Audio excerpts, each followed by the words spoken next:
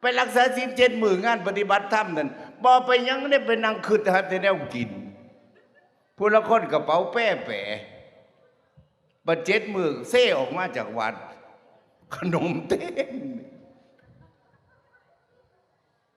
นางเบิ่งติแล้วพุทโธบ่ได้จังเถื่อถ้าผู้ใดพุทโธได้200อุ้ยสุดยอดบ่แม่นพุทโธพุทโธกูสิเอาเทจะได้เราเสือเกินซอยมันบ่รอพุทโธนี่โตศาสตร์ว่าพุทโธอันนี้มันบ่แม่นเด้ถ้าพุทโธกับพุทโธอีหลีเนี่ยบ่มีความคิดแทรกไปเปลี่ยนอื่นเด้นั่นจังแม่นสมาธินั่นบ่งไปดี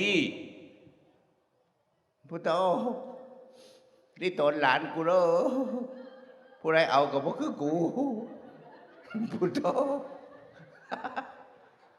เกิดแต่กับหลานเกิดเป็นหมากินขี้หลานได้ว่าแต่ตายกับท่านหัน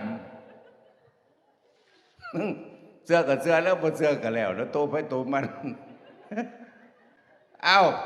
ที่อาตมาเว้าจังสี่เพราะว่าหยังก็อาตมาบวชมันพิสูจน์ได้นี่พิสูจน์ภพชาติตัว